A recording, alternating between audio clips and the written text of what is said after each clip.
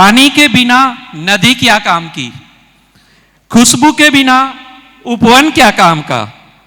मिला मनुष्य भव, जो गुरु ना मिले महाश्रम जैसा, तो जीवन क्या काम का।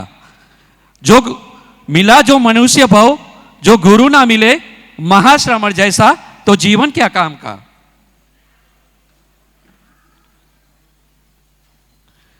परम वंदनीय, परम उपकारी बनते महाश्रमण के चरणों में कोटि कोटि वंदना।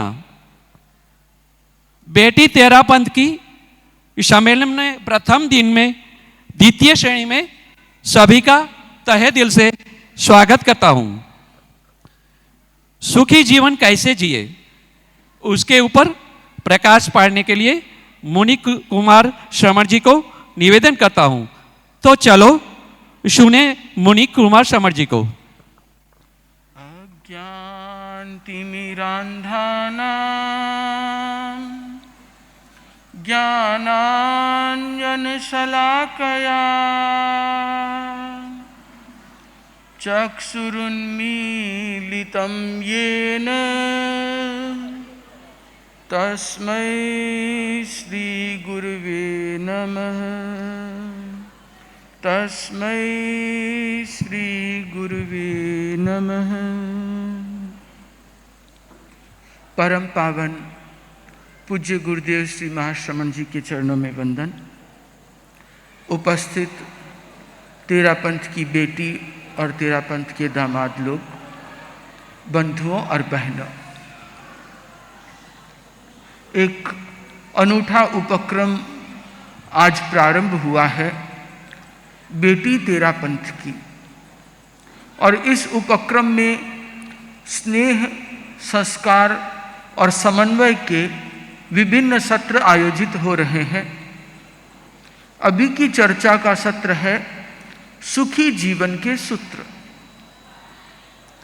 देखा जाए तो वास्तव में हर आदमी सुखी बनना चाहता है, दुखी बनना कोई नहीं चाहता। Am I right? आप लोगों में से कौन कौन सुखी बनना चाहते हैं? सबने हाथ खड़ा कर दिया। इतने दुखी हैं क्या? जब सुखी हैं तो सुखी बनना क्यों चाहते हैं? और या फिर इसका मतलब दुख है? ऐसा नहीं है। भगवान महावीर से पूछा गया किम भया पाणा, कि प्राणी को डर किसका लगता है। भगवान ने कहा दुख भया पाणा, हर आदमी दुख से घबराता है। किसी को भी कोई भी दुख हो, चाहे वो मोक्ष के मार्ग पे, संन्यास के मार्ग पे जा रहा है तो जन्म मरण के दुख से छुटकारा पाने के लिए साधना करके मोक्ष जाना चाहता है। घर में रहता है तो वो बीमारी के दुख से, अभाव के दुख से, घर गृहस्थी के दुखों से बचना चाहता है। हर आदमी चाहता है सुखी बनूं, दुख ना मिले। आदमी नहीं, एक चींटी भी नहीं चाहती कि उसे दुख पहुंचाया जाए। हर प्राणी दुख नहीं चाहता, सुख चाहता है, सुख का अभिलाषी है। तो पूछा गया भगवान से कि केण कड़े दुखे, ये दुख किया किसने। तो भगवान ने उत्तर दिया अत्त कड़े दुखे पमायनम, कि ये दुख खुद का किया हुआ है, अपने प्रमाद के द्वारा, अपनी गलतियों के द्वारा ही दुख पैदा किया हुआ है, किसी दूसरे ने दुख नहीं दिया है। बहुत ही सार गर्भित एक सूत्र इसमें छिपा है कि दुख देने वाला कौन। दुख देने वाला व्यक्ति को स्वयं वो खुद हो सकता है, दूसरा कोई भी आदमी उसे दुखी नहीं बना सकता। कोई भी कष्ट तो दे सकता है, तकलीफ दे सकता है, दुखी बनाना किसी दूसरे के हाथ में ही नहीं है। दुखी बनना या न बनना उस सिचुएशन में ये सिर्फ और सिर्फ मेरे खुद के हाथ में। एक ही सेम सिचुएशन में चाहे तो दुखी हो जाए, चाहे तो सुखी हो जाए। Situation is just a situation. एक कहानी से अपनी बात को और एक्सप्लेन करना चाहूँगा। एक बार राजा मंत्री अपने सिपाहियों के साथ शिकार पे निकले। राजा जब शिकार खेलने गया तो संयोग से उसकी अंगुली कट गई। तो उसने मंत्री से कहा कि मंत्री मेरी अंगुली कट गई। और मंत्री का नेचर ऐसा था कि वो हर चीज में से सुख निकालता था, हर चीज में पॉजिटिविटी ढूंढ लेता था। तो उसके मुंह से निकला जो हुआ अच्छा हुआ।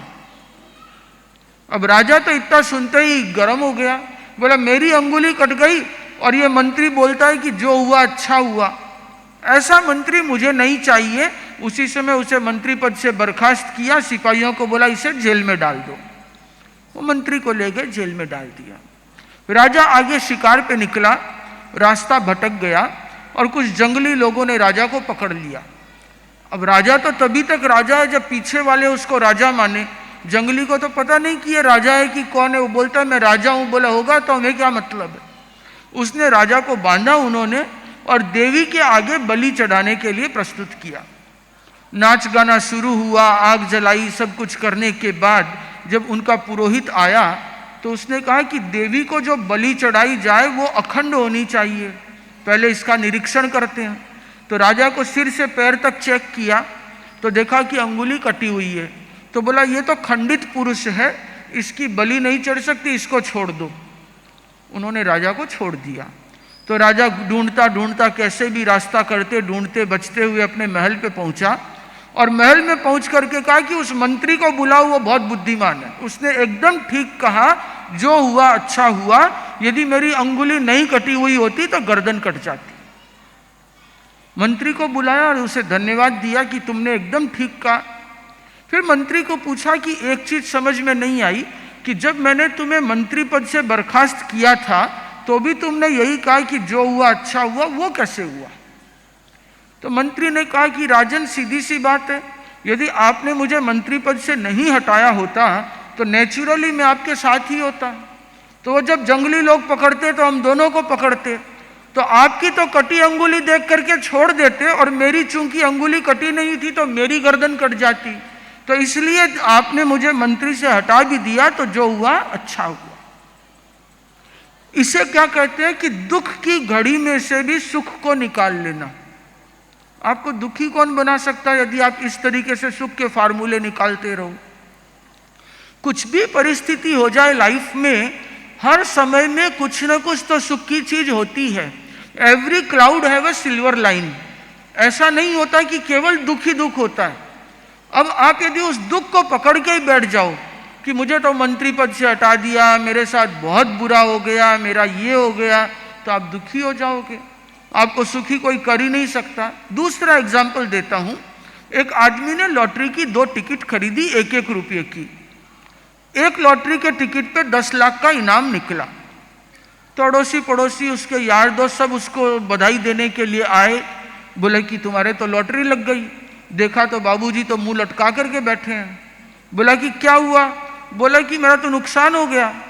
बोला नुकसान कैसे। बोले मैंने 2 टिकट खरीदी थी, एक पे तो 10 लाख का इनाम निकला है, दूसरी में कुछ भी नहीं निकला, मेरा 1 रुपये का नुकसान हो गया। इसे कहते हैं सुख में से दुख निकालना। अब आप ये सोचो आपको क्या करना है। दुख में से सुख निकाल लो तो आपको कोई दुखी नहीं कर सकता। सुख में से दुख निकालो तो आपको कोई सुखी नहीं कर सकता। चाहे ब्रह्मा जी आ जाए, आपको हर जगह कुछ ना कुछ दुख तो मिल ही जाएगा।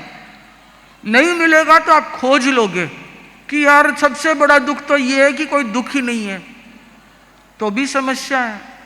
तो इसलिए बहनों भाइयों, ये सीखो कि हम दुख में से भी सुख को कैसे निकाल सके। कोई संसार की ताकत ऐसी नहीं है जो आपको दुखी बना सके, यदि आप बनना न चाहो तो यदि हम ये समझ जाएं कि जो सुख है वो हमारे भीतर है, सुख बाहर नहीं है। जो पदार्थों में सुख खोजते हैं वो कभी पा नहीं सकते, क्योंकि जैसे एक सुख मिलता है उसके आगे की इच्छा पैदा हो जाती है।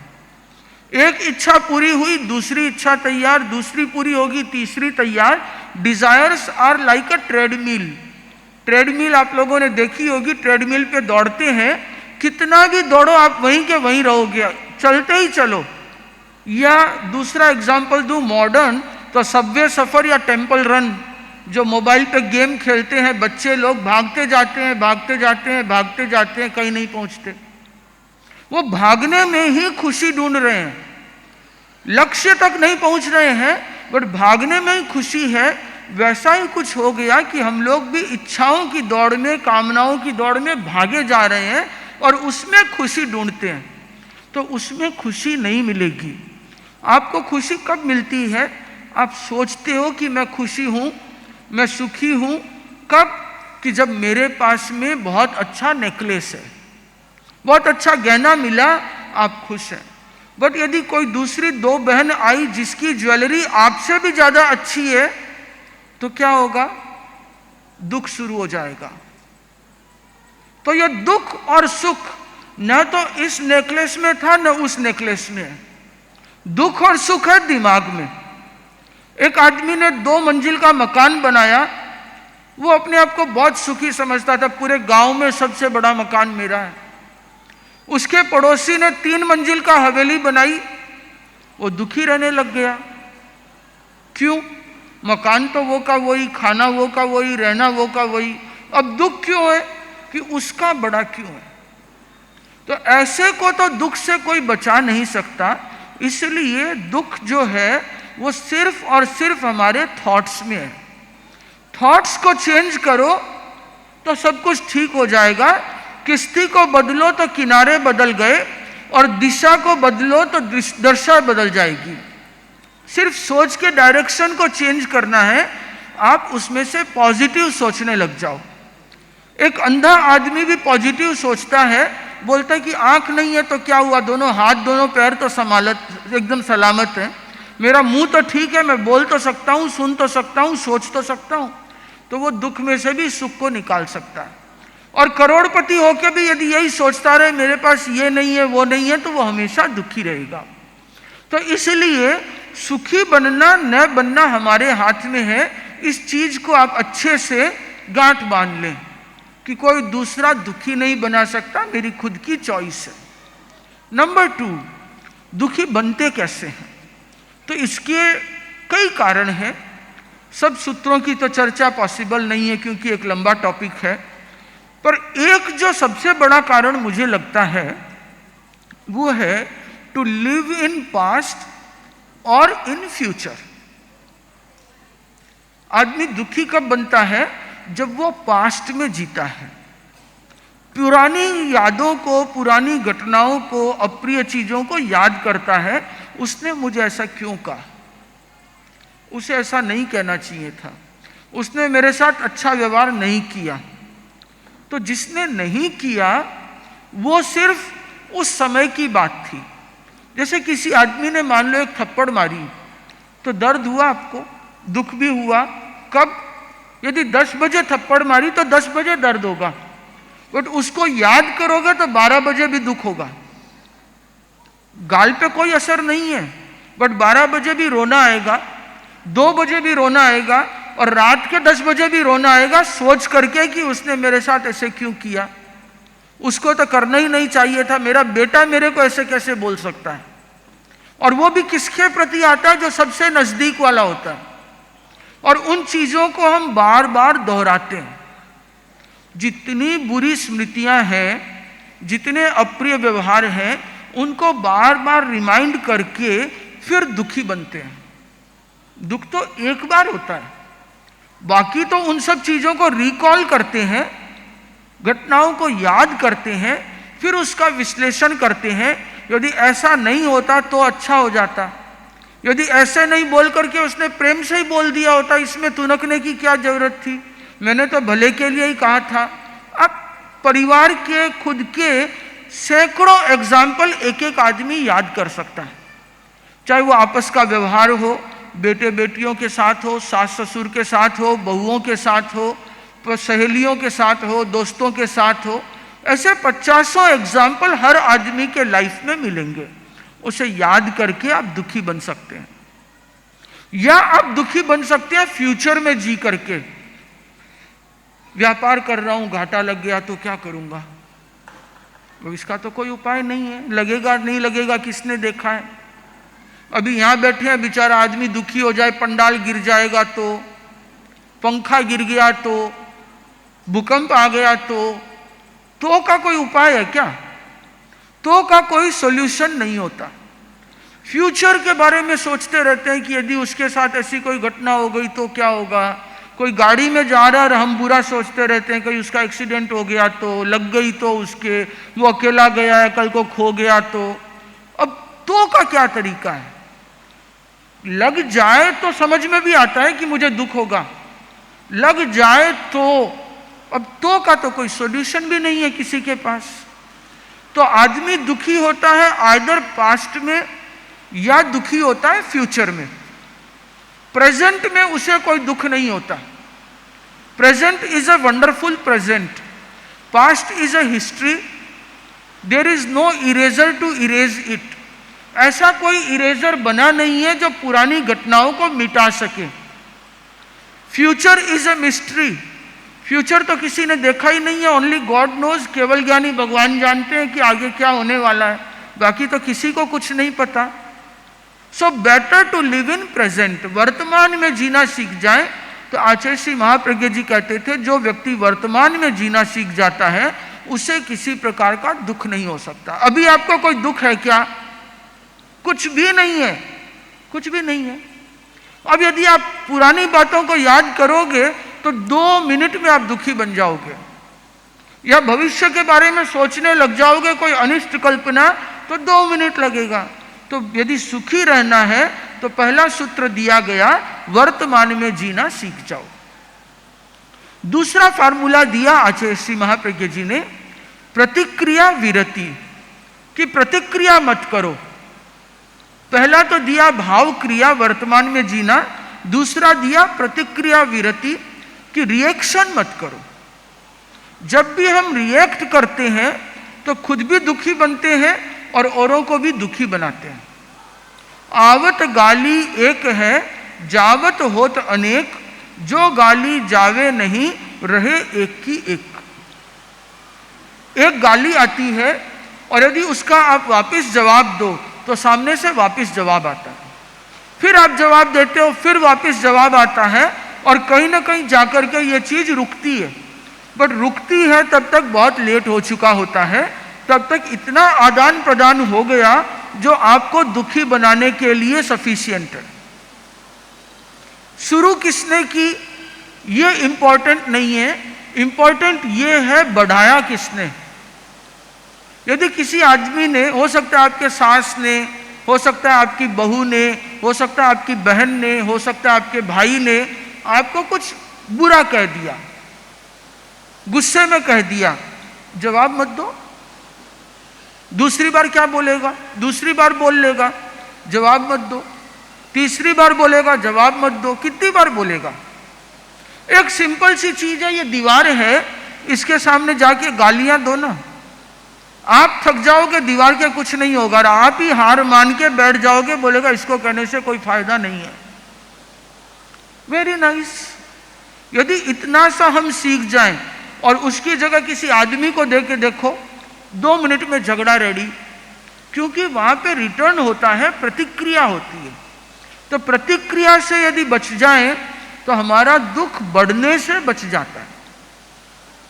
प्रतिक्रिया 2 लेवल पे होती है। एक प्रतिक्रिया होती है सामान्य तौर पे वर्बल या फिजिकल लेवल पे, कि किसी ने मुझे कुछ बुरा कहा, मैंने वापस उसे कुछ बुरा कह दिया, वर्बल प्रतिक्रिया, शाब्दिक। दूसरा हो सकता है कायिक, थप्पड़ मार दी, हाथ उठा लिया, वो उससे भी बड़ी प्रतिक्रिया है। वो दोनों न किया और मन ही मन उसके बारे में सोचते रहे, ये तीसरी प्रतिक्रिया है। तो सबसे अच्छा है कि कायिक प्रतिक्रिया तो होनी ही नहीं चाहिए। बच्चे ने बदमाशी की और मारा एक थप्पड़, ऐसा नहीं। किसी ने कुछ बुरा कह दिया, गलत किया, उसे हाथ उठा दिया, नहीं, कायिक प्रतिक्रिया नहीं होनी चाहिए। हो सके वहां तक वाचिक प्रतिक्रिया भी नहीं होनी चाहिए। किसी ने कुछ बोला, बोल दिया, वो गुस्से में है तो अपने शांत रहो। शांत रहेंगे तो परिवार में सुख बना रहेगा। उसके लिए शांत नहीं रहना है, मुझे शांत रहना है मेरे मन की शांति के लिए, क्योंकि मैं यदि कुछ बोलूंगा तो सामने वाला वापस बोलेगा ही बोलेगा, तो मेरी अशांति होगी। इससे अच्छा है शांत रहो, चुप रहो, क्या फर्क पड़ता है, यही समझ लो कि मुझे नहीं बोला।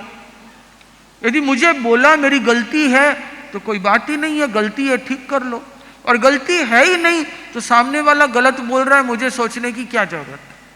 तो मैं प्रतिक्रिया से बच सकता हूं, और यदि वाचिक प्रतिक्रिया से बच जाऊं तो बहुत सारे दुख से अपने आप बच जाऊंगा।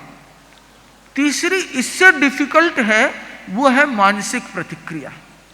बहुत सी बार हम वाचिक प्रतिक्रिया से तो बच जाते हैं क्योंकि बोलने वाला हमसे बड़ा होता है, या सोचते हैं कि बिना मतलब बोलेंगे घर में झगड़ा हो जाएगा, चुप रहो, पर मन ही मन घुटते रहते हैं, वो दिमाग से निकलता ही नहीं है। अब मन में वापस विचार आता है, उसने ऐसा कह दिया, अच्छा नहीं किया, ये कोई तरीका थोड़ी ना होता है, मैंने तो ऐसे नहीं किया था। हम उसको खुद ही जस्टिफिकेशन देते हैं, खुद ही उस घटना की समीक्षा करते हैं, खुद ही वकील बनते हैं और खुद ही जज बन के जजमेंट दे देते हैं कि उसने गलत किया, मैं सही था। ये सब क्या है? ये मानसिक प्रतिक्रियाएं हैं। यदि हम उस घटना को लेट गो कर दें, छोड़ दें, जो हुआ सो हुआ, जो हुआ हो गया, बीत गई सो बात गई, भूल जाओ, छोड़ दो उसे, भूल जाओ, तो दिमाग अपने आप उस चीज को छोड़ने लगता है।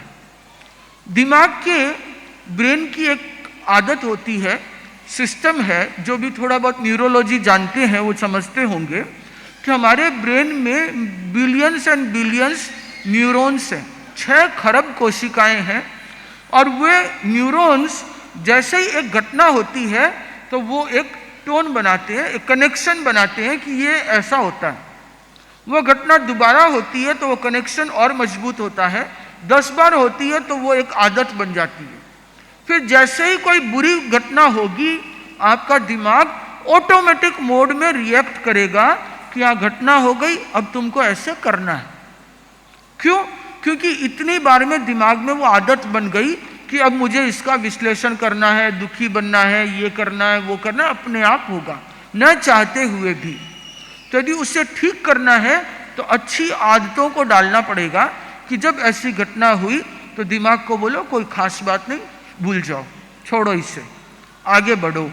तो दिमाग पहली बार सुनेगा, दूसरी बार सुनेगा, चौथी बार सुनेगा, 10वीं बार सुनेगा, 11वीं बार आपके बोले भी नहीं, दिमाग आपको बोलेगा कि भूल जाओ इसे, छोड़ दो, आगे बढ़ो। बच्चे लोग भी ऐसे ही सीखते हैं, जो देखते हैं उसको सीख जाते हैं। दिमाग भी ऐसे ही सीखता है, जो देखता है उसे सीख जाता है। तो उसे यदि राइट ट्रेनिंग दें कि रिएक्शन मत करो, रेस्पॉन्ड करो। रिएक्शन एंड रेस्पॉन्ड में अंतर है। रिएक्शन वो होता है जहां हम बिना सोचे विचारे इंस्टेंट रिएक्ट करते हैं, और रेस्पॉन्ड वो होता है जहां हम सोच विचार के हित अहित का निर्णय करके, प्रॉफिट एंड लॉस देख के फिर उसका कोई भी जवाब देते हैं।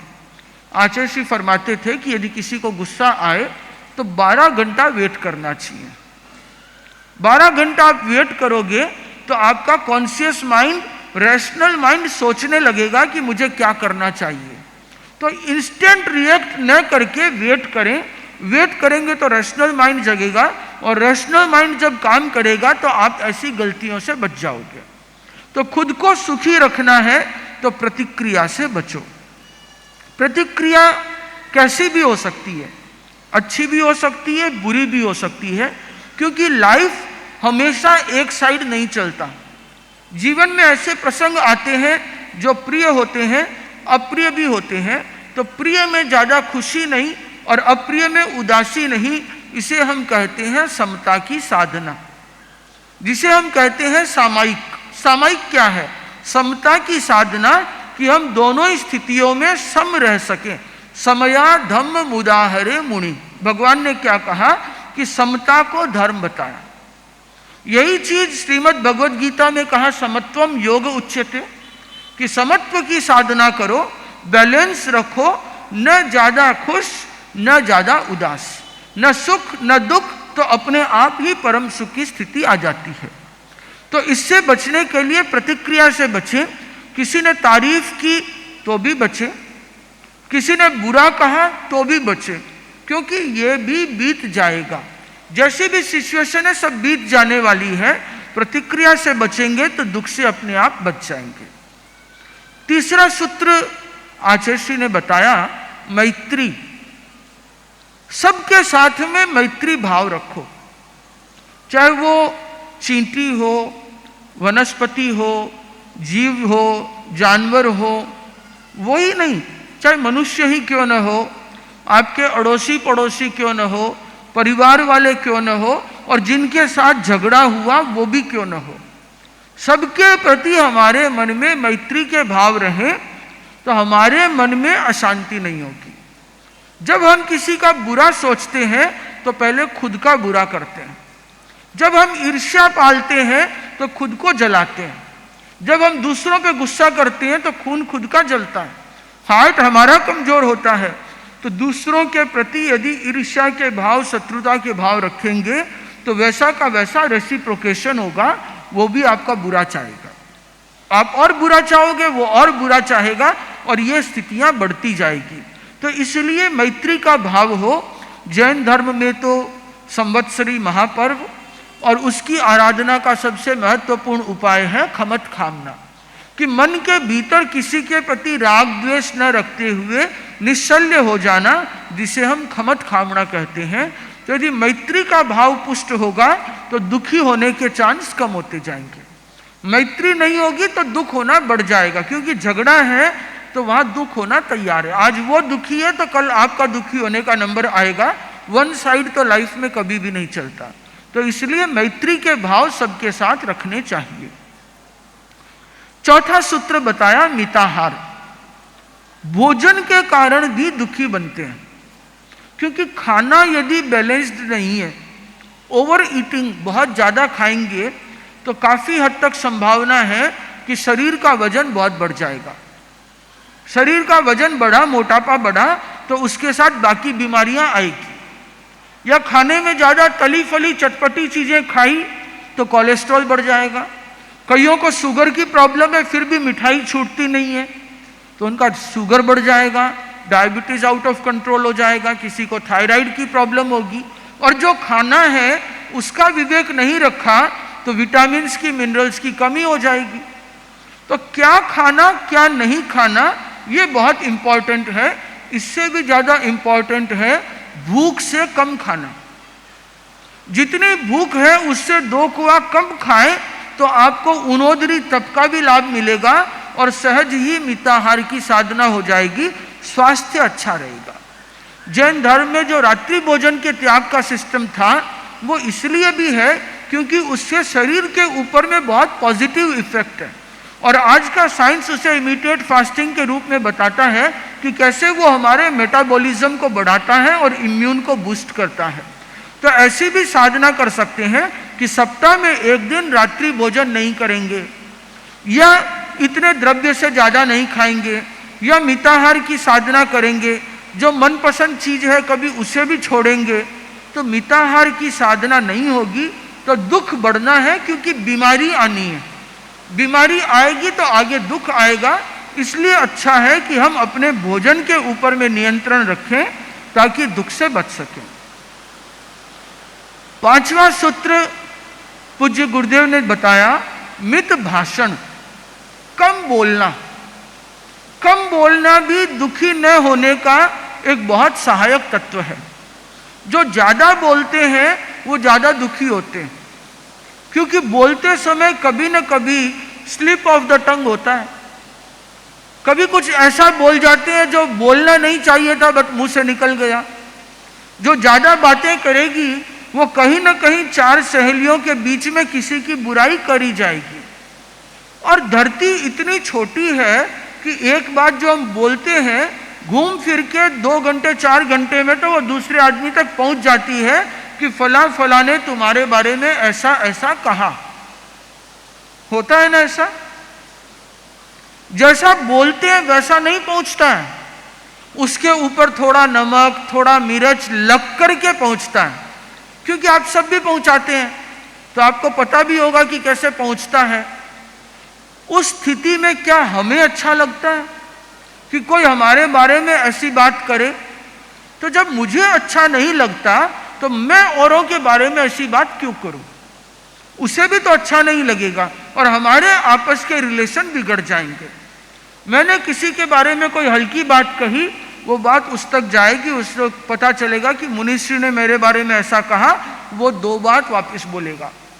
वो खुद तो ऐसे ही है और खुद का तो ध्यान नहीं रहता, और वो जो बीच वाला आदमी है वो मेरे पास आएगा, बोलेगा कि उन्होंने आपके बारे में ऐसा कहा।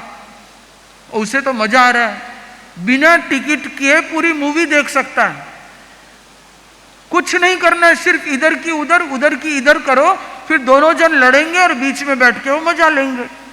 और हंसी के पात्र कौन है? हम दोनों।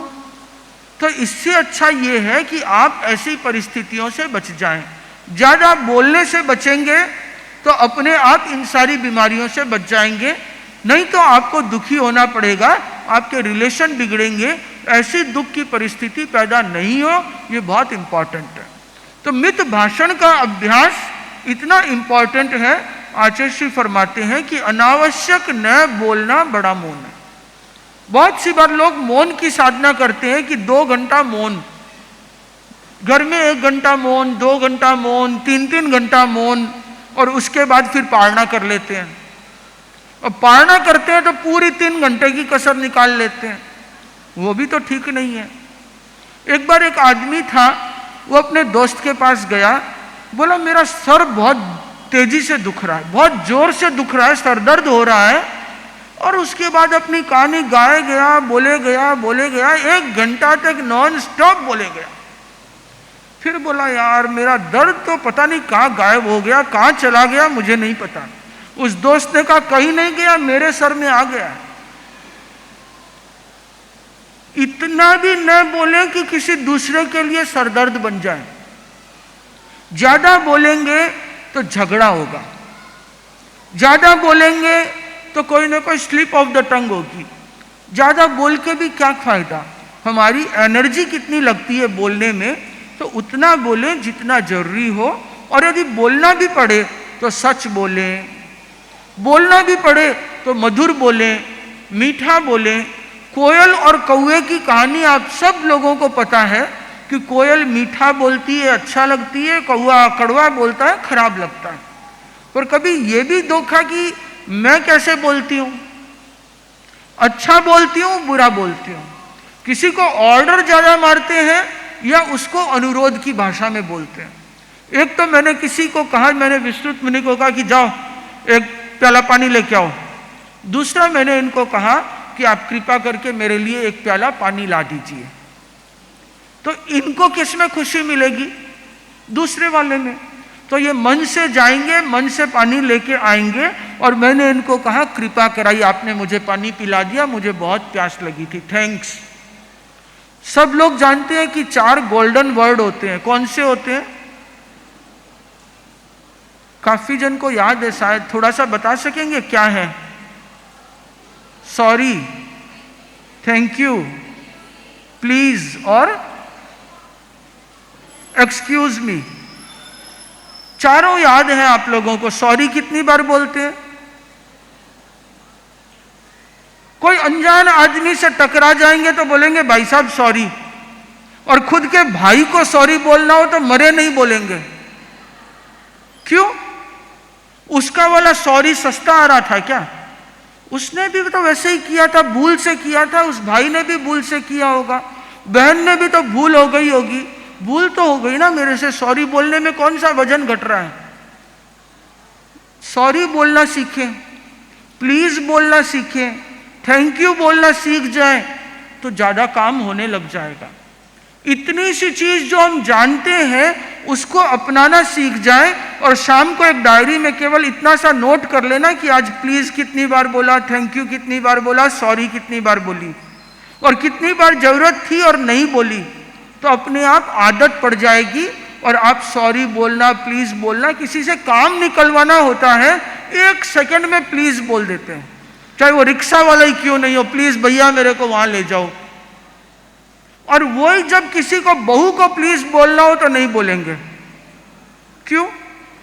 नौकरानी थोड़ी ना, उसको भी प्लीज बोल सकते हो कि प्लीज मेरा ये काम कर दो। सास ससुर को भी प्लीज बोल सकते हैं, बेटे को भी तो प्लीज बोला जा सकता है, वो भी सीख जाएगा प्लीज बोलना। मम्मी को तो वो प्लीज बोलता ही है जब उसे कुछ चाहिए होता है। तो वैसे ही क्या हम ये गोल्डन वर्ड्स हर जगह यूज नहीं कर सकते? पहले कम बोले, जहां बोलने की जरूरत हो तो सच बोले, मधुर बोले, मीठा बोले, तो आप सबका मन जीत सकते हैं। और ये सब आदमी के लिए समान रूप से एप्लीकेबल है, आपके लिए भी मेरे लिए भी। जो अच्छा बोलेगा वो अच्छा लगेगा, जो बुरा बोलेगा वो बुरा लगेगा। तो मित भाषण का अभ्यास यदि बढ़ता है तो हम खुद सुखी बनते हैं और दूसरों को भी सुखी बनाते हैं। बहुत सी बार ऐसे लोग होते हैं जो इतना मधुर बोलते हैं, मीठा बोलते हैं। जैसे एक उदाहरण देना चाहूँगा, हमारे मौमासर के बेल्जियम रहने वाले सुरेंद्र जी पटावरी हैं। तो वो जब भी किसी से बोलते हैं तो उनकी वाणी में मधुरता है, बहुत मीठी आवाज में वो बोलते हैं कि सामने वाले का भी मन करता है इनसे 5 मिनट और बात करूं। और वो यदि कर्कश कड़ू बोले, अहंकार में बोले, गुस्से में बोले तो कौन उससे बात करना चाहेगा? तो भाषा मधुर हो तो अपने जीवन में अपने आप सुखी जीवन हो सकता है। तो ये 5 सूत्र प्रेक्षा ध्यान की उपसंपदा के सूत्र हैं। इनकी और लंबी विवेचना की जा सकती है, संक्षेप में आप लोगों से की। यदि सुखी जीवन के सूत्र जानना है तो भाव क्रिया वर्तमान में जीना, प्रतिक्रिया विरति, मैत्री, मिताहार और मित भाषण, इन 5 का अभ्यास करें तो अपना जीवन सुखी होगा और औरों को भी हम सुखी कर पाएंगे। ओम अर्हम्। श्रद्धेय साध्वी प्रमुखा विश्रुत विभा जी के चरणों में कोटिशः वंदन। बेटी तेरा पंथ की प्रकल्प का यह सेशन वंदे महासतीवरम। मैं एक चीज़ निवेदन करना चाहूँगी कि इस प्रकल्प में जब से हमने शुरू किया है तब से इस प्रकल्प की एक यूनिकनेस रही है कि इसके सारे संचालन भी बेटियां ही करती हैं, मंगलाचरण भी सब बेटियां ही करती है। तो इसी परंपरा को निभाते हुए इस सत्र का संचालन करने के लिए मैं आमंत्रित करती हूँ बेटी तेरा पंथ की एक और बेटी सुषमा भूरा को। साध्वी प्रमुखा श्री जी के चरणों में वंदना। मैं इस समक्ष यहाँ अभी साध्वी प्रमुखा श्री जी के सामने खड़ी हूँ तो मुझे घबराहट सी हो रही है। मैं सबसे पहले आप सभी का, इस प्रकल्प की बेटियां जो सामने बैठी है उनका स्वागत तो सभी ने कर दिया। मैं ये कहना चाहती हूँ कि साध्वी प्रमुखा श्री जी का निर्देशन मुझे भी बचपन से मिला और बहुत नज़दीकी से मिला। तो मैं इस रूप में कभी सामने आऊँगी ये मैंने कभी सोचा नहीं था। और तो ठीक है, सबसे पहले मैं प्रमुखा श्री जी के बारे में कुछ कहूँ तो मैं सबसे पहले इनके नाम के बारे में ही कहूँ कि विश्रुत विभा श्री जी अपने नाम में सार्थक हैं, जिन्होंने सारी श्रुत परंपराओं को बिल्कुल, जिनकी विभा और आभा इनकी निखारी है, इसलिए शायद गुरुदेव ने इनका नाम विश्रुत विभा श्री जी रखा है। तो परिचय रूप में शायद कुछ बेटियां या कुछ दामाद इस बारे में नहीं जानते होंगे कि तेरापंथ धर्म संघ की नवम साध्वी प्रमुखा श्री जी हैं। ये उससे पहले जो प्रथम समणी गण बना था और आचार्य श्री तुलसी ने जो समणी दीक्षा का एक नया आयाम शुरू किया था, उसमें साध्वी श्री जी उस समूह में थे। और उसके बाद ये प्रथम समणी जी थे जो विदेशों की जिन्होंने यात्रा करी और तेरापंथ धर्म संघ की प्रभावना दूर दूर क्षेत्रों में फैलाई। संस्कृत, अंग्रेज़ी और हिंदी, इन सभी भाषाओं पर इनका बहुत अच्छा अधिकार है। और जो प्रमुखा श्री जी के बारे में सबसे अच्छी और सीखने वाली बात है कि बहुत डिसिप्लिन्ड हैं और समय नियोजन, समय के इतने मतलब जो यदि व्यक्ति को जीवन में विकास करना हो तो प्रमुखा श्री जी का जीवन आप नज़दीक से देखें तो विकास के जितने सूत्र हैं वो सभी आपको मिल जाएंगे। तो इससे ज़्यादा मेरे शब्द भी कम पड़ रहे हैं, मैं किस रूप में आपका परिचय दूं। तो मैं निवेदन करूंगी साध्वी प्रमुखा श्री जी से कि आप हम सभी को उद्बोधन दें। तेरापंथ धर्म संघ की बेटियां यहाँ पर मौजूद हैं जिनका जीवन इसी सांचे में ढला हुआ है।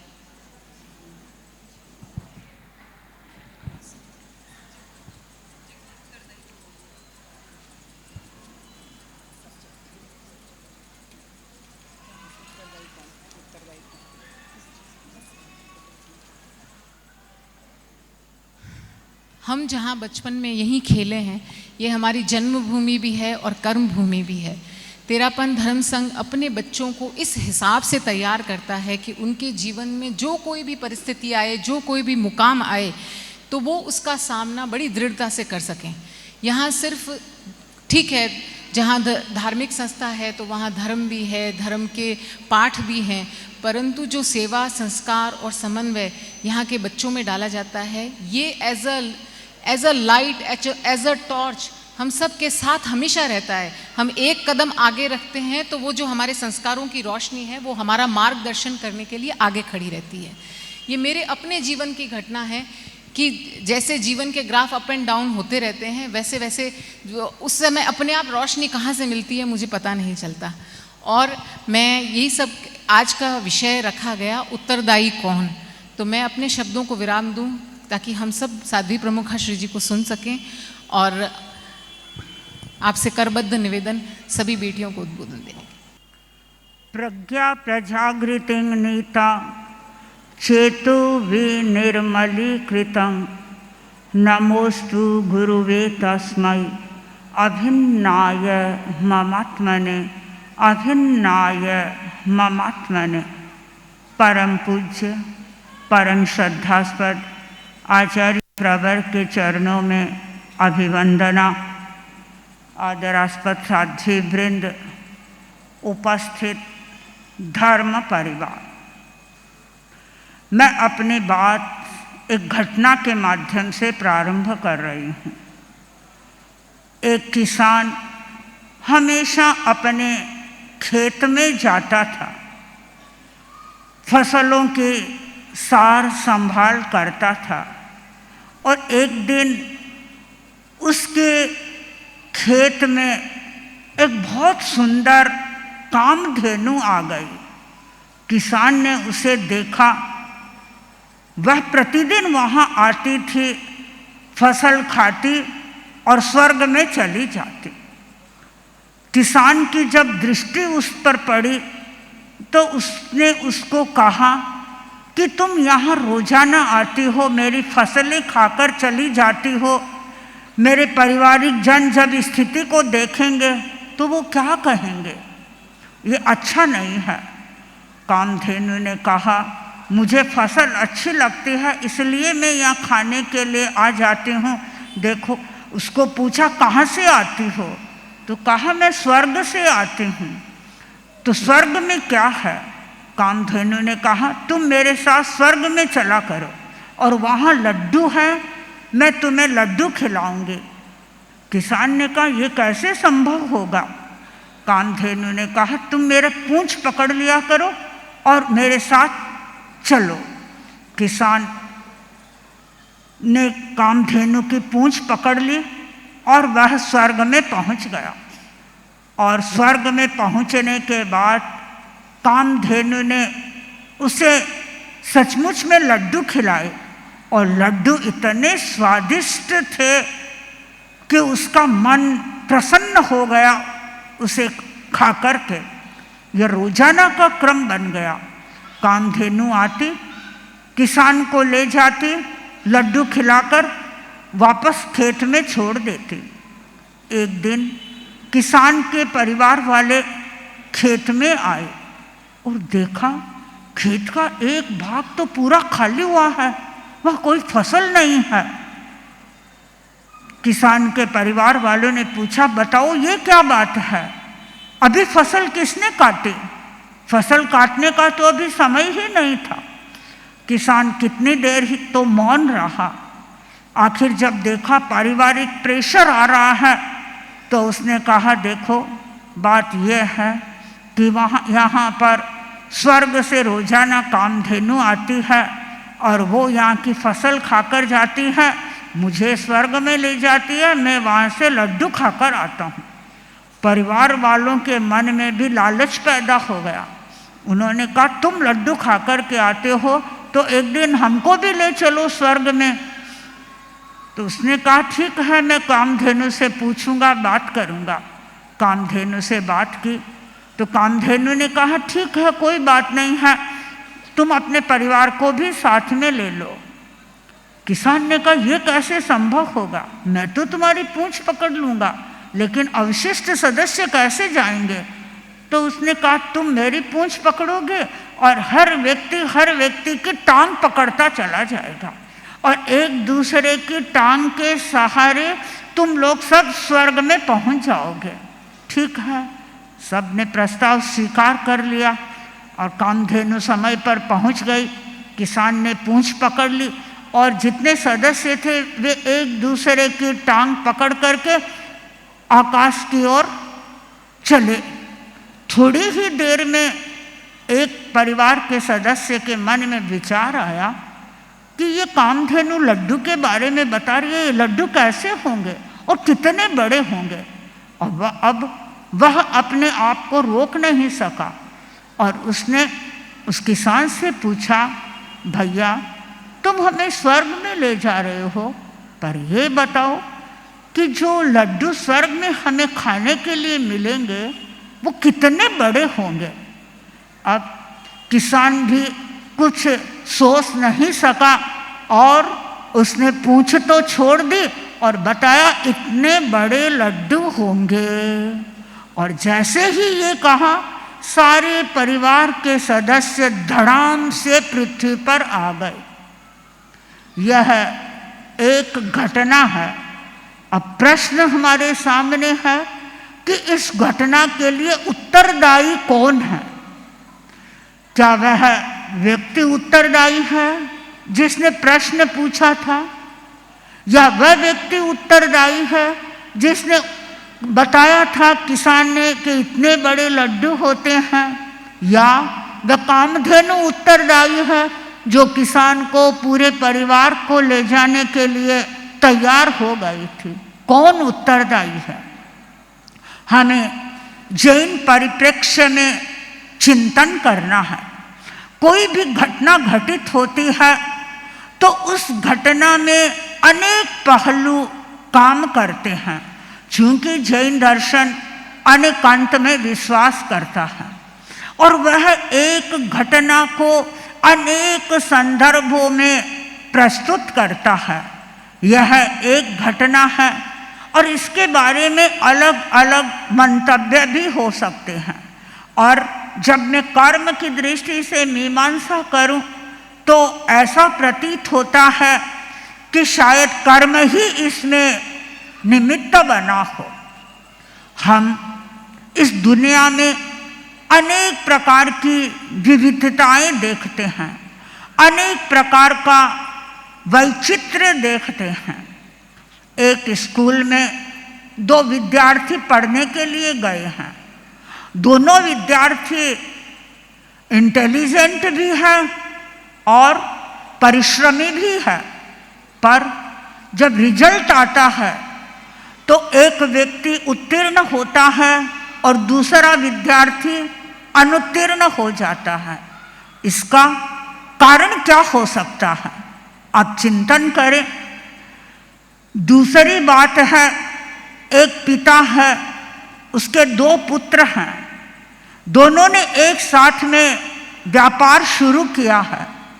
एक पुत्र का व्यापार बहुत अधिक बढ़ जाता है और दूसरे पुत्र का व्यापार नहीं बढ़ पाता है। एक माँ के दो बच्चे हैं, ट्विंस हैं, एक साथ में दोनों जन्मे हैं, किंतु आकार प्रकार में भिन्न दिखाई दे रहे हैं, रूप रंग में भिन्न दिखाई दे रहे हैं, व्यवहार और आचरण में वे भिन्न दिखाई दे रहे हैं। इसका कारण क्या है? दो भाई भाई हैं, साथ में रह रहे हैं। एक बहुत अधिक शक्ति संपन्न है, वह कोई भी कार्य आता है, चाहे कितना ही चैलेंज पूर्ण कार्य हो, वह करने के लिए तत्पर हो जाता है। और दूसरा भाई कोई भी चैलेंज नहीं रह सकता, थोड़ी सी परिस्थिति आती है वह घुटने टेक देता है। इसका कारण क्या है?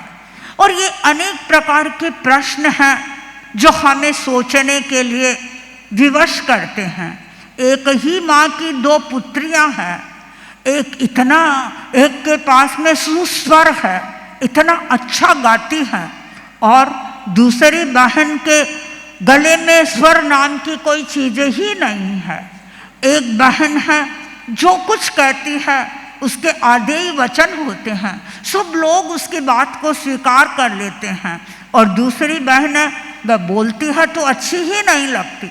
तो ये इतने जो वेरिएशन इस जगत में हमें दिखाई दे रहे हैं, कहाँ से आए, कैसे आए, इनका उत्तर क्या होगा? और यही प्रश्न भगवान महावीर के समक्ष आया। गौतम स्वामी ने भगवान से भगवती सूत्र में पूछा कि भंते ये जो विभक्ति भाव दिखाई दे रहा है, इतनी विभिन्नताएं इस दुनिया में दिखाई दे रही है, आखिर इस विभिन्नताओं का कारण क्या है? उस विभिन्नताओं के लिए कौन जिम्मेदार है? Who is responsible? कौन उसके लिए उत्तरदायी है? भगवान ने इतना सुंदर समाधान गौतम को दे दिया। भगवान ने फरमा दिया, कम्मुणा विभक्ति भावं जनयी।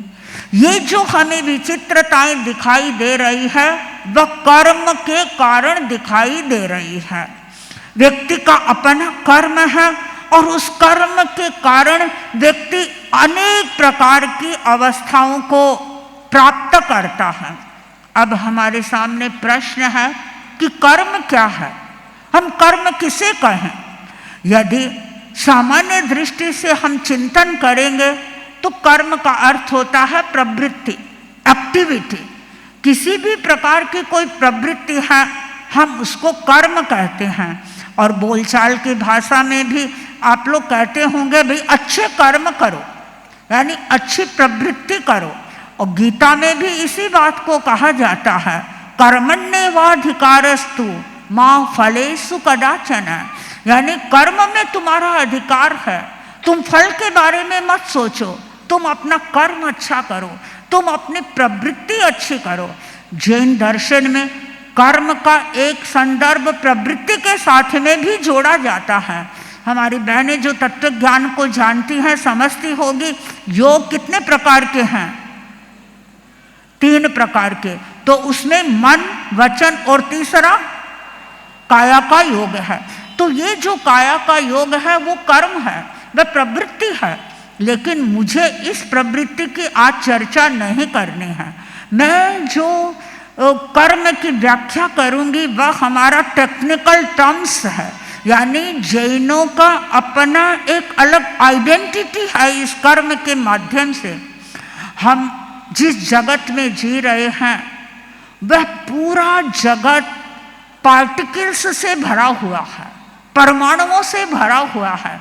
अब आप कहेंगे परमाणु तो हमें दिखाई नहीं देते, भले ही हमें दिखाई न दे, दुनिया में बहुत सारी चीज़ें हैं जो हमें दिखाई नहीं देती है, लेकिन हम उसको मानते हैं, हम उनके ऊपर विश्वास करते हैं।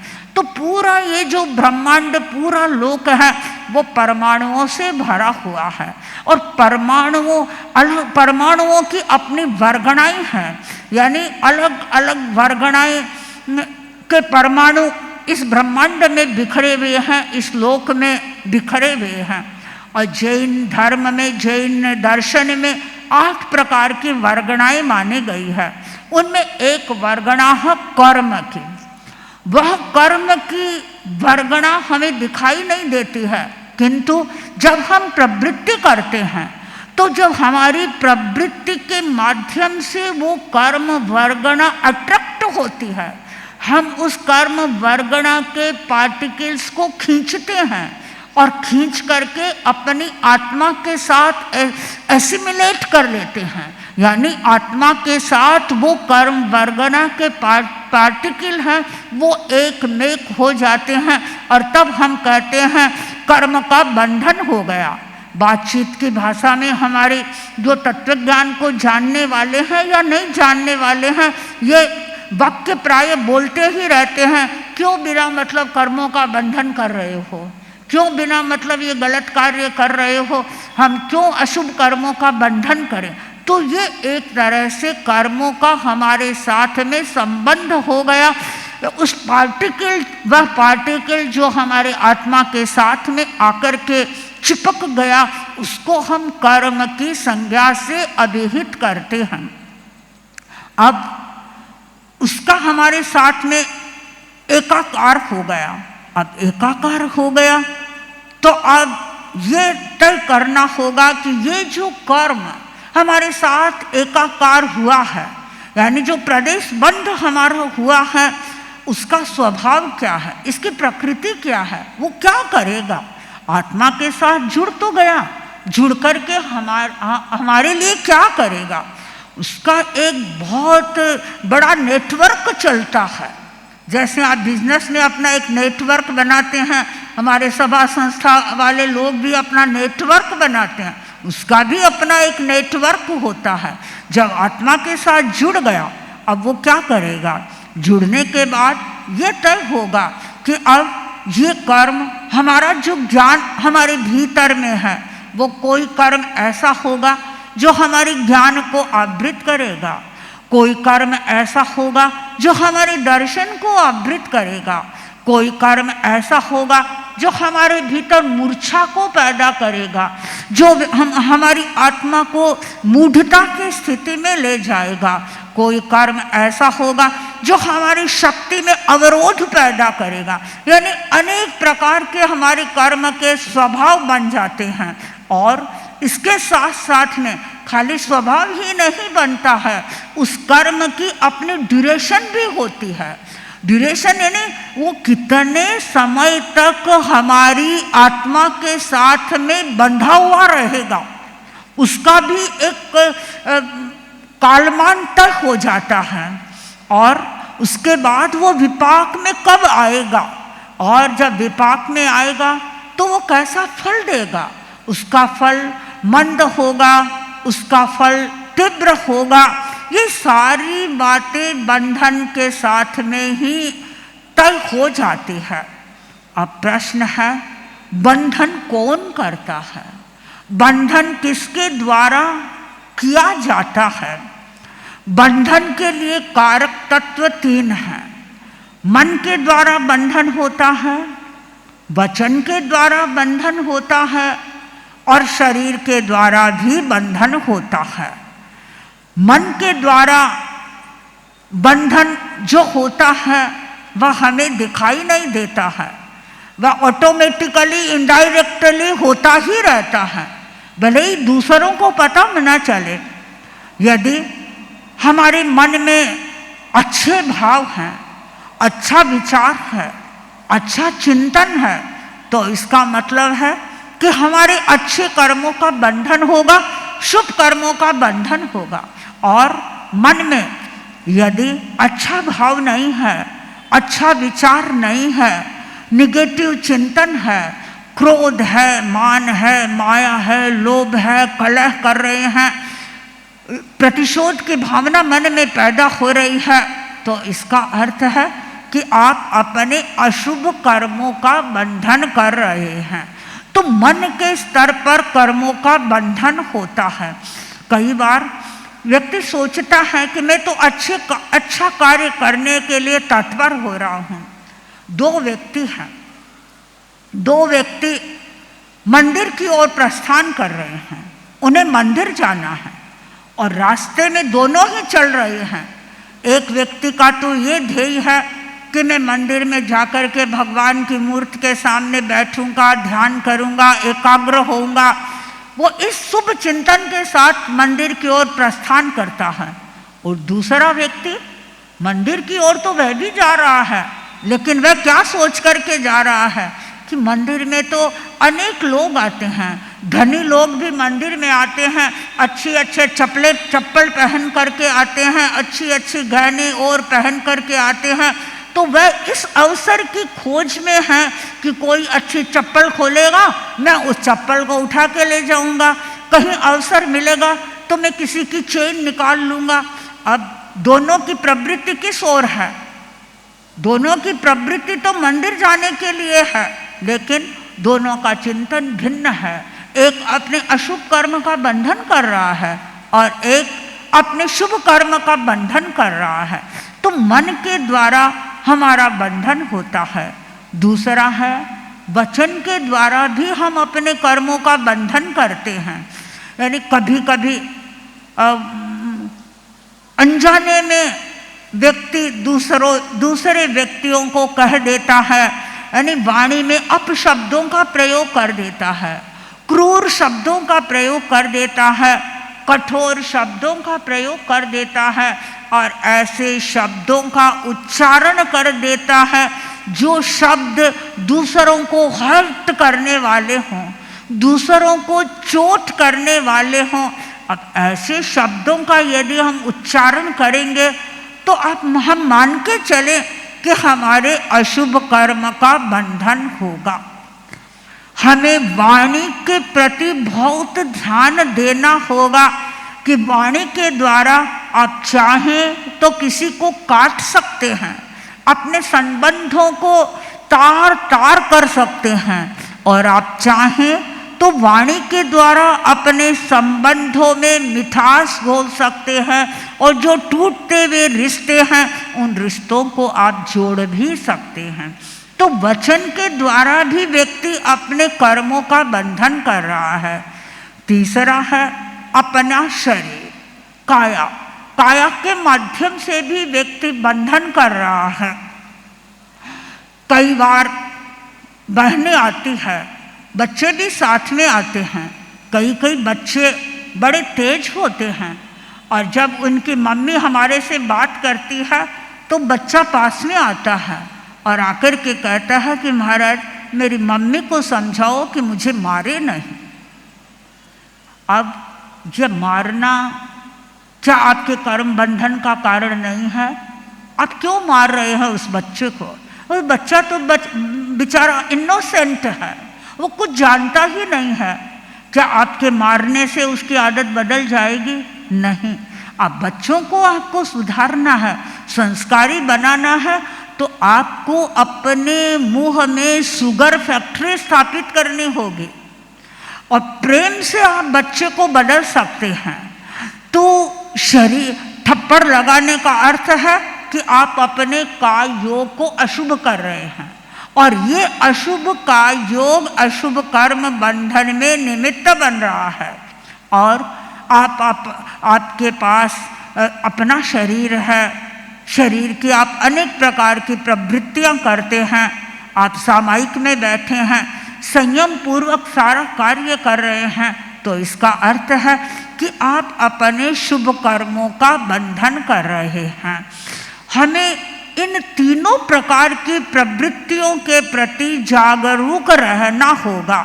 यानी कर्मवाद का ये सिद्धांत हमें जागरूक रहने की प्रेरणा देता है। भगवान महावीर ने लिखा है, सुचिन्ना कम्मा सुचिन्ना फला, दुच्चिन्ना कम्मा दुच्चिन्ना फला। यानी हम यदि कर्म अच्छा करते हैं तो उसका फल हमें सुचिन्ना फला, उसके फल हमें अच्छे मिलेंगे। और दुच्चिन्ना कम्मा, यदि हम दुष्कर्म कर रहे हैं, अशुभ कर्म कर रहे हैं, तो उसका फल भी हमें अशुभ ही मिलने वाला है। हम बराबर चिंतन करते रहें कि किस प्रकार का हम कर्म कर रहे हैं, किस प्रकार की हमारी प्रवृत्ति हो रही है और वह प्रवृत्ति शुभ है या अशुभ है। अब आपके मन में यह प्रश्न भी होता होगा कि प्रवृत्ति तो मैंने कर ली, यानी कर्म का बंधन तो मेरा हो गया, लेकिन इसका फल मुझे कब मिलेगा? फल के बारे में you are not sure about your result. आप कर्म के फल के बारे में निश्चित नहीं कर सकते कि इसका फल मुझे अभी ही मिलेगा। कुछ कर्म ऐसे हैं जिनका फल आपको कई जन्मों के बाद में मिलता है। परम पूज्य आचार्य वर्ग से हम पर्युषण पर्व में भगवान महावीर की जीवनी सुनते हैं, जीवन चरित्र का व्याख्यान सुनते हैं, तो आचार्य वर्ग हमें बताते हैं कि भगवान महावीर जब त्रिपृष्ठ के भव में थे तो उस समय में भगवान ने उसके कानों में कीले डलवाए थे, और उस समय में त्रिपृष्ठ के भव में जो कर्म का भगवान के बंधन हुआ था उसका फल कब मिला, रिजल्ट कब आया? जब वो महावीर के भव में थे और उस समय में वह लोहकार आया और काने में किले ठोक करके चला गया। तो एक कर्म जो हमारा बंधा हुआ है उसका फल बहुत बहुत जन्मों के बाद भी हमें मिल सकता है, अगले जन्म में भी मिल सकता है, 5 जन्म के बाद भी मिल सकता है और इस जन्म में भी फल मिल सकता है। यदि वह कर्म हमारा, उसकी ड्यूरेशन यदि कम है, उसका कालमान यदि कम है, तो उसका फल भी हमें तत्काल भी मिल सकता है। एक छोटी सी घटना मैं सुनाना चाहूँगी। एक बार 2 भाई थे, बिजनेस करने के लिए गए, व्यापार के लिए परदेश गए कमाने के लिए। पुराने जमाने में साधन नहीं थे आज के जैसे कि प्लेन में चढ़े पहुंच गए, सुबह कलकत्ता से रवाना हुआ और वापस शाम को कलकत्ता पहुंच जाए, ऐसे साधन नहीं थे। बैलगाड़ियों के माध्यम से यात्रा होती थी। दोनों भाई गए, अच्छा व्यापार किया, अच्छी कमाई हुई और सोचा अब हमें अपने देश में जाना चाहिए। वापस अपने देश की ओर आ रहे थे और पास में प्रचुर धन भी था। धन की पोटलियां लेकर के आए थे और वो कंधों पर उसका भार था। दिन भर चले, शाम का समय हुआ, सोचा अब रात्रि में हम कहाँ जाएंगे। इधर उधर देखा तो एक अच्छा सा घर दिखाई दिया। तो दोनों भाइयों ने सोचा अच्छा घर दिखाई दे रहा है, चलो हम इस घर के मालिक को पूछें कि यदि ये रात्रिवास हमें यहाँ करने दे तो। चला गया, दोनों भाई घर में घुसे। एक बुढ़िया माँ थी। पूछा, बुढ़िया माँ तुम्हारा यदि आदेश हो तो हम इस घर में रुक जाए रात के लिए और सुबह यहाँ से प्रस्थान करके अपने देश की ओर चले जाएंगे। बुढ़िया माँ को भी दया आ गई। सोचा, कहा ठीक है बेटे रुक जाओ तुम, ये कमरा है, मेरे 2 जो पुत्र हैं वो अभी किसी काम से बाहर गए हुए हैं, 2 दिन बाद आने वाले हैं, तुम आज रात इसमें रुक जाओ। दोनों भाई रात्रिवास करने के लिए उस कक्ष में चले गए और उधर उस बुढ़िया की नीयत बिगड़ गई। बुढ़िया के मन में आया इनके पास में तो इतना धन है, क्यों नहीं इसका धन मैं हड़प लूं। पर कैसे हड़प सकती हूँ। तो गांव का जो सबसे निकृष्ट व्यक्ति था उसे अपने पास, शैतान कहूँ उसको, अपने पास में बुलाया और बुला कर के कहा, देखो अब मेरे घर में आज 2 पथिक आए हुए हैं, राहगीर आए हुए हैं, यहाँ रुके हुए हैं और इनके पास बहुत सारा धन है। रात के समय में यदि तुम इन दोनों भाइयों का काम तमाम करो तो ये सारा धन हमको मिल जाएगा। आधा धन तुम ले लेना और आधा धन मेरे पास रह जाएगा। और धन का संदर्भ ऐसा है कि बस धन का नाम आता है तो वो ये नहीं सोचता है कि इस धन, दूसरे के धन पर यदि हम अधिकार करेंगे तो उससे क्या होने वाला है। दूसरों का धन हड़पा हुआ, चुराया हुआ बहुत अधिक काम में भी नहीं आता है, पर लोभ है, भीतर में एक इंस्टिंक्ट काम कर रही है और वो इंस्टिंक्ट ही सबको प्रेरित कर रही है। उसने हाँ भर ली और अर्धरात्रि के समय संयोग ऐसा हुआ कि वो भाई जो बुढ़िया के बेटे थे वो 2 दिन बाद आने वाले थे, लेकिन उनका काम पूरा हो गया और वो उसी रात्रि को ही आ गए। और लगभग 10 बजे होंगे, वो अपने कक्ष में गया। कक्ष में जाकर देखा यहाँ तो 2 अजनबी व्यक्ति सोए हुए हैं।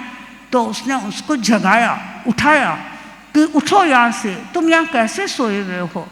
दोनों भाइयों ने कहा, देखो हम तो यहाँ बुढ़िया है, माझी है, उसको पूछ कर के यहाँ रहे हैं और उन्होंने ये कहा कि मेरे दोनों बेटे परदेश गए हुए हैं काम के लिए, 2 दिन बाद आएंगे, आज रात्रि में आप यहीं विश्राम कर लो।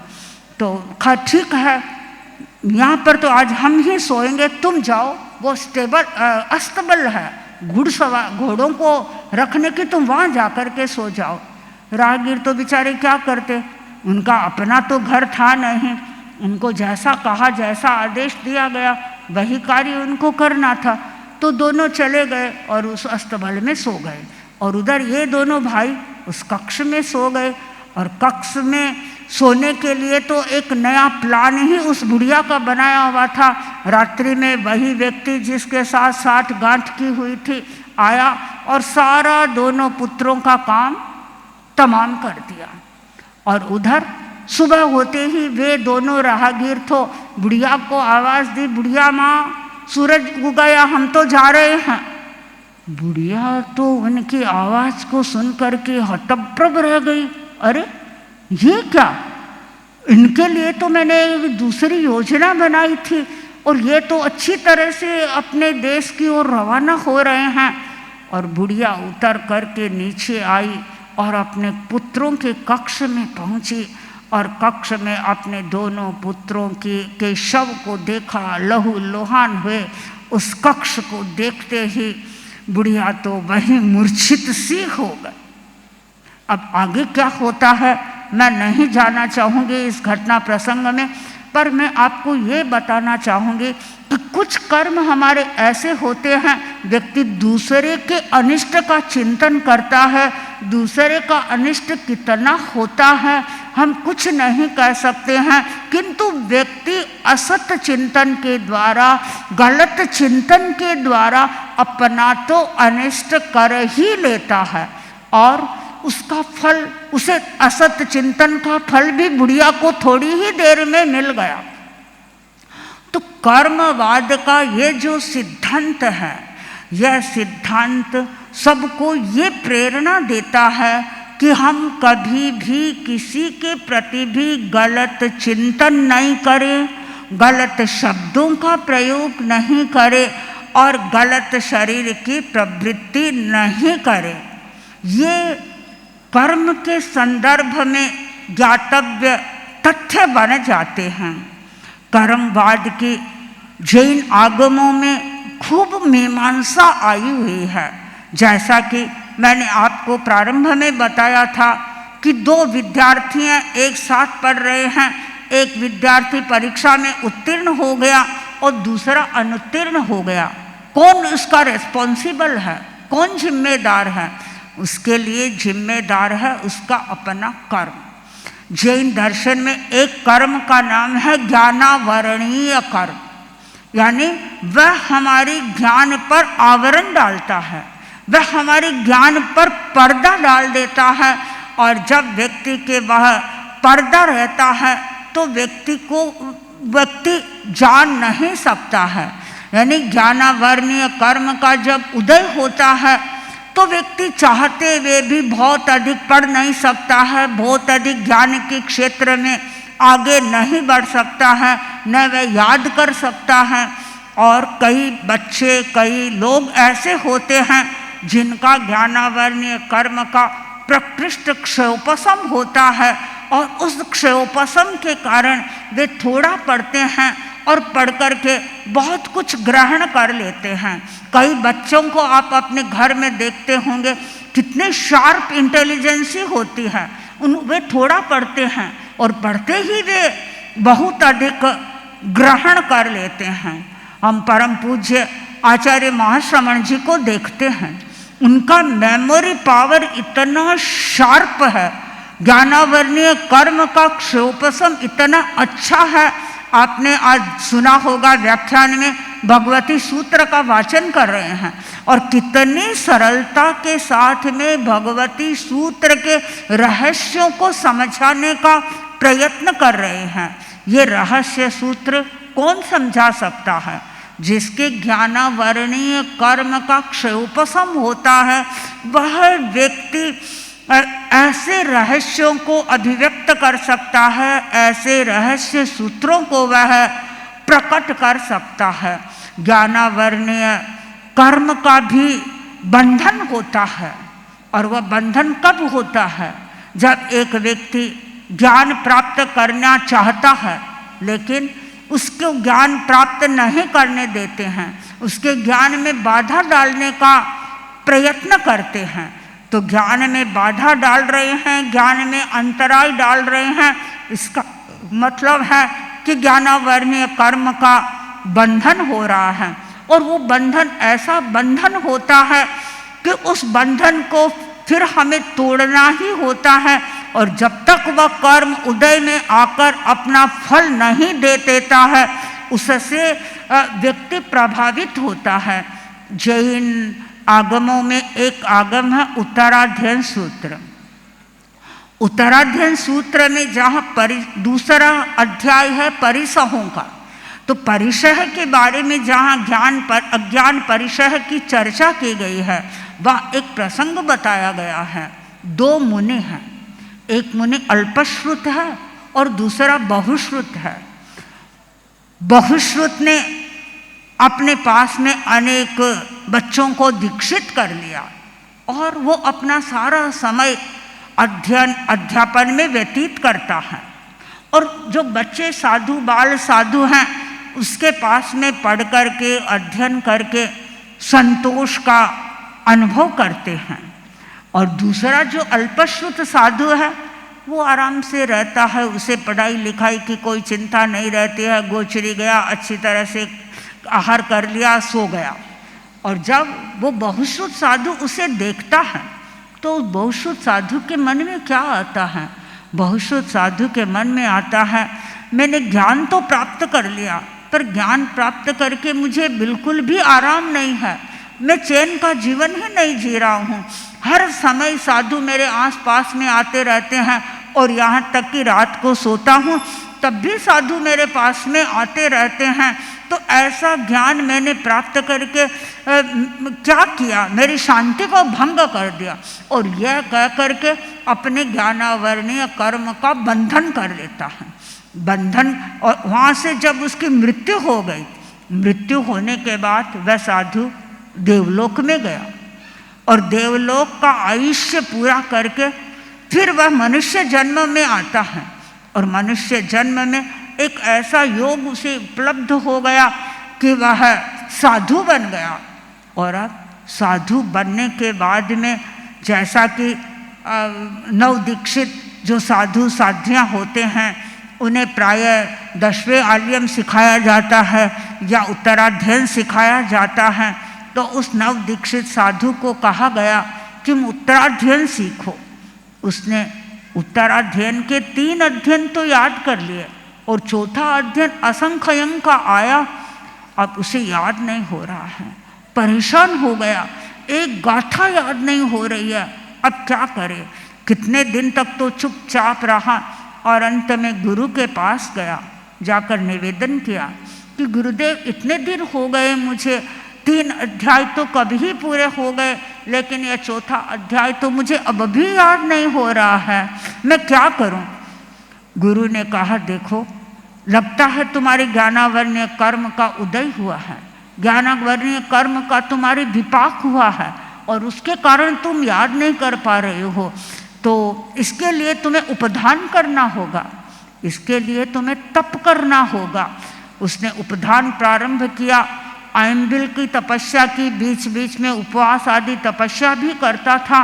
और देखो, आपको आश्चर्य होगा, उस साधु ने 12 साल तक तपस्या की, उपधान किया, और उसके बाद में जब वो असंख्यम अध्ययन को याद करने लगा, उसको वह अध्ययन अच्छी तरह से याद होने लगा, और आगे के अध्ययन तो अब उसके लिए याद करना भी बहुत आसान हो गया।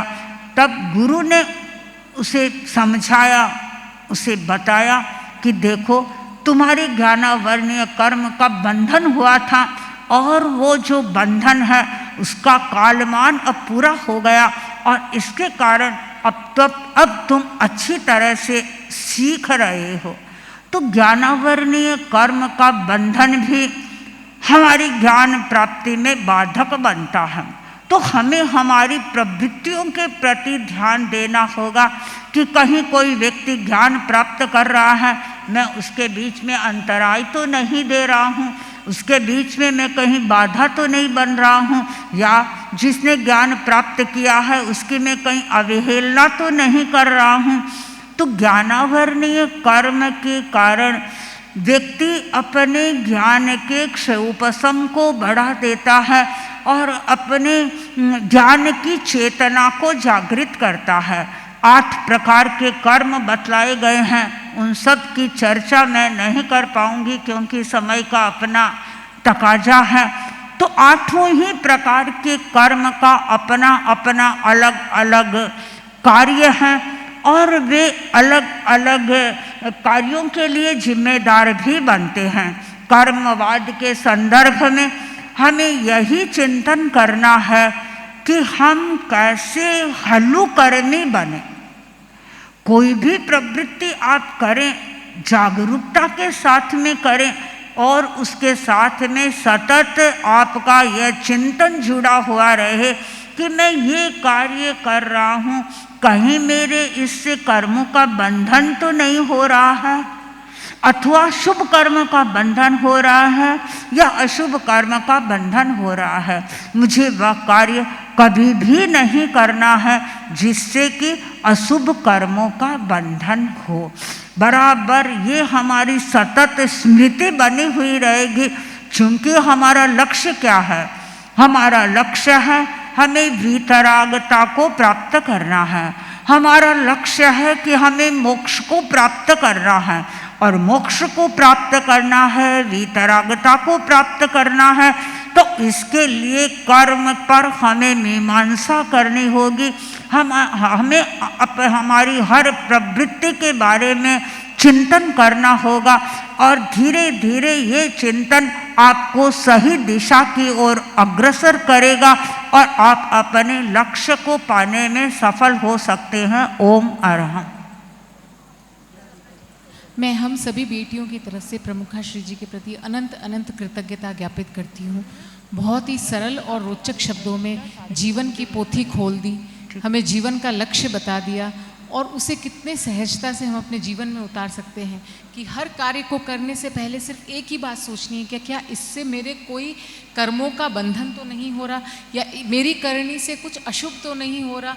इतने में तो जीवन का पूरा रास्ता एकदम क्लियर हो गया। मैं हम सभी बेटियों की तरफ से करबद्ध हाँ, तो अगर प्रमुखा श्री जी से आप में से किसी को कोई प्रश्न करना हो तो आप आमंत्रित हैं। कोई भी जिज्ञासा करनी हो आपको, हाँ आइए। मथेण वंदामी। मेरा एक प्रश्न है कि आपने अभी बताया कि कोई कर्म तुरंत फल देते हैं और कोई कर्म अनंता मतलब बहुत सारे भव के बाद में भी उनका फल मिलता है।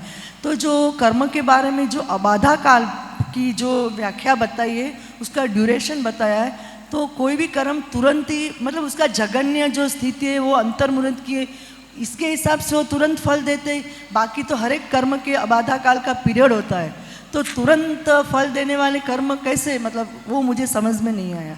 हम उसकी व्याख्या नहीं कर सकते हैं कि भाई अमुक कर्म किया और उसका फल हमें अभी मिल गया। वो फल मिलता है तब हमें पता चलता है कि अरे ऐसा कर। जैसे मैंने वो घटना बताई आपको, अब उस बहन ने शायद ऐसा नहीं सोचा होगा कि मैंने अभी असत चिंतन किया हो और अभी मुझे इसका फल मिल जाएगा। ये सब इंटरनल फिनोमिना है, तो इसकी व्याख्या नहीं की जा सकती है। जी, तो मतलब वैसे एक जो अभी मुझे फल मिल रहा है वो मैंने पूर्व में कहीं किया होगा तो हाँ। उसका अबाधा काल खत्म होने पर उसका फल मुझे मिल रहा है। हाँ। यही मतलब इसका हम जो कर्म करेंगे, चाहे वो आप अच्छा कर्म करें बुरा कर्म करें, उसका फल मिलेगा। जैसा उत्तराधीन सूत्र में कहा गया है, कडान कम्माण न मुख्य अर्थी। हमारे जो किए हुए कर्म हैं उसको भोगे बिना हमें मोक्ष नहीं मिलेगा। हम कर्म को अवश्य भोगेंगे, चाहे वो कैसा ही कर्म हो। अच्छा कर्म है तो अच्छा फल दे करके जाएगा, बुरा कर्म अच्छा नहीं तो, और यदि अशुभ कर्म किया है तो उसको अशुभ फल मिलेगा। मथेण वंदा। और कोई? महाराज साहब, हमें पता तो है कि हमारी तुरंत प्रतिक्रिया देने से अशुभ कर्मों का बंद होगा और हमें ये भी पता है कि कुछ समय के बाद प्रतिक्रिया देनी, लेकिन हम तुरंत प्रतिक्रिया दे देते हैं, उससे कैसे बचें? इसके प्रति आपको जागरूक ही रहना होगा और प्रतिदिन का आत्मचिंतन आपको उस दिशा में ले जा सकता है। आप रात के समय हमेशा आत्मचिंतन करें। आज मेरे सामने वह घटना घटित हुई और घटना घटित होने के साथ में तुरंत मैंने रिएक्शन कर दिया। क्यों किया? क्या मैं नहीं करती? तो मेरा काम नहीं चलता। अब ऐसे प्रसंग मेरे सामने आएंगे तो मैं कभी भी रिएक्शन नहीं करूँगी।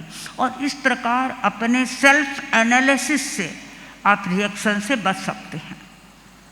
मेरा सवाल है कि हम हलुकर्मी कैसे बने? अभी आपने जैसे बताया कि जीव को हलुकर्मी होना चाहिए, तो हम हलुकर्मी है या नहीं, हम कैसे जाने, और हम हलुकर्मी कैसे बने?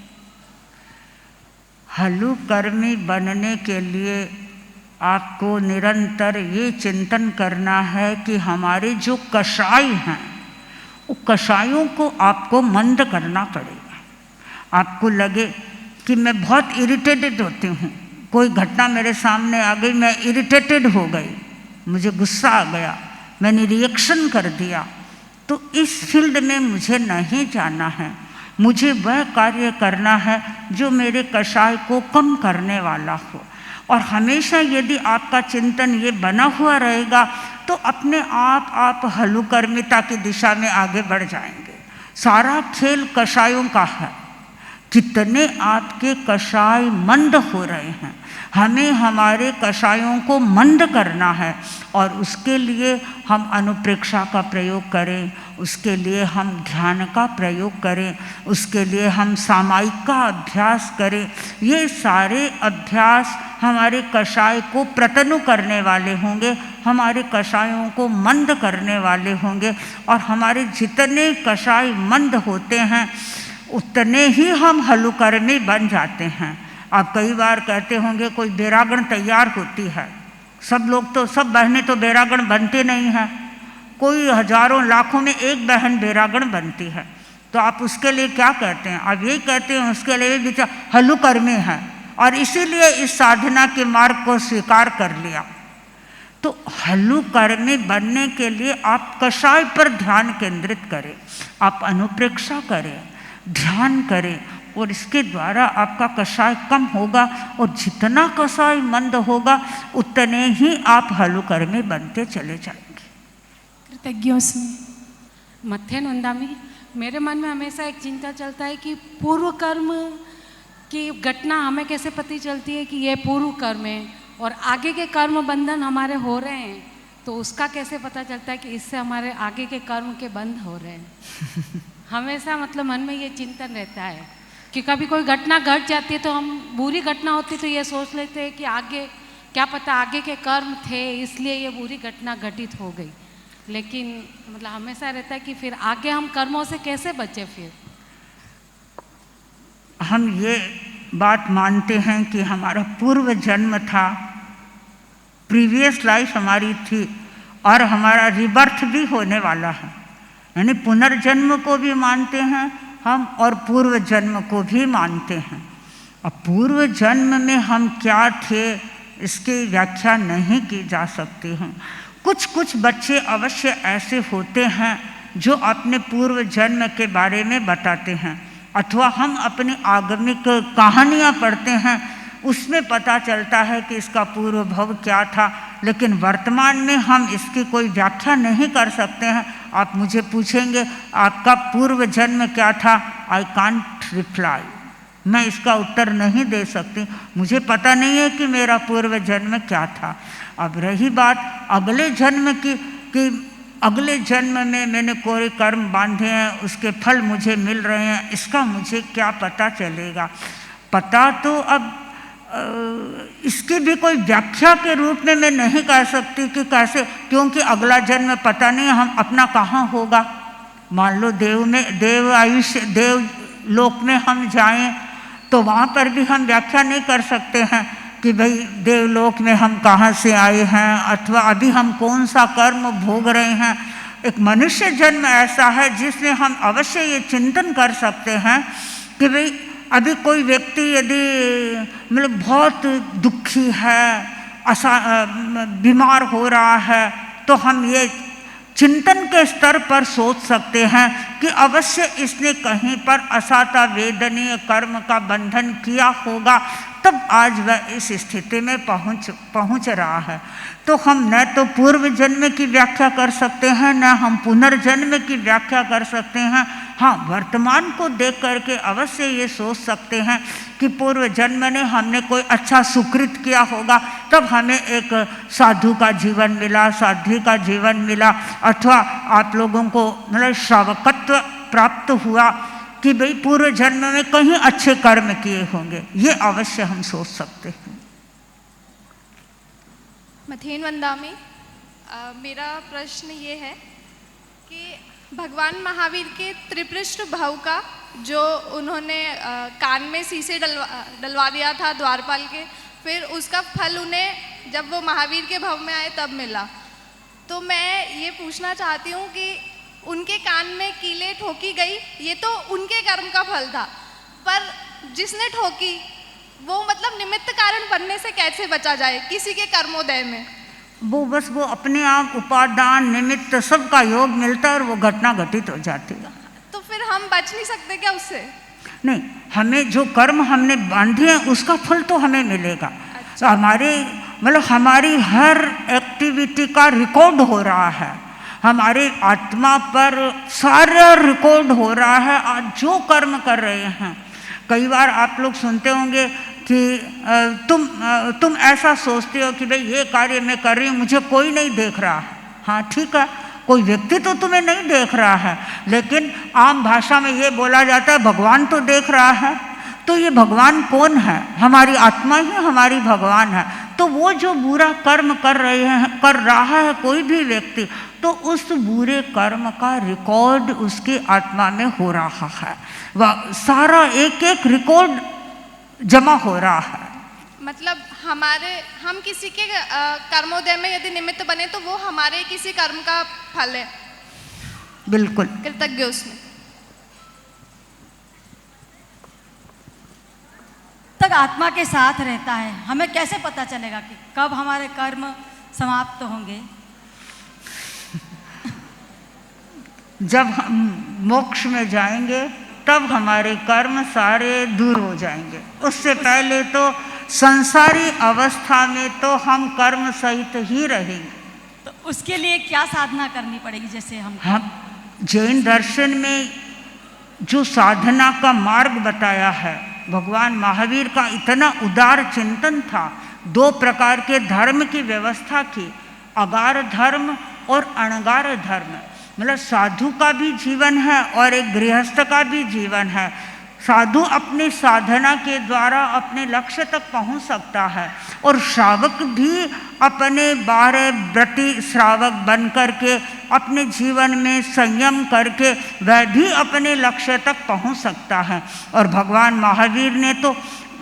महावीर का इतना उदार चिंतन था, उन्होंने ये नहीं कहा कि खाली साधु और साध्वियाँ हैं वो ही मुक्ति के अधिकारी हैं। उन्होंने तो कहा हर श्रावक और श्राविका भी मुक्ति के अधिकारी है, कोई भी मुक्ति को प्राप्त कर सकता है। शर्त एक ही है कि सारे कषायों को समाप्त कर दिया जाए। समय हो गया है। कृतज्ञोस्मि, कृतज्ञोस्मि, कृतज्ञोस्मि। वंदे सती। अनंत अनंत कृतज्ञता महासतीवरम के प्रति महासभा परिवार की ओर से, बेटी तेरापंथ की इस प्रकल्प के सभी आयोजकों की ओर से अनंत अनंत कृतज्ञता कि आपने ऐसे विषय पर बेटियों की इन जिज्ञासाओं का समाधान दिया। ऐसे भावपूर्ण विषय पर आपने अपने विचार इन बेटियों और दामादों को भी दिए, दोनों ही लाभान्वित हुए। पुनः आप श्री के प्रति अनंत अनंत कृतज्ञता।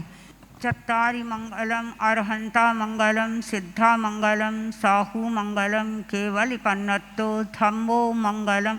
चत्तारि लोगुत्तमा अरहंता लोगुत्तमा सिद्धा लोगुत्तमा साहू लोगुत्तमा केवलिपन्नतो धम्मो लोगुत्तमो। चत्तारि शरणं पवज्जामि अरहन्ते शरणं पवज्जामि सिद्धे शरणं पवज्जामि साहू शरणं पवज्जामि केवलिपन्नतं धम्मं शरणं पवज्जामि। वंदे महासतीवरम।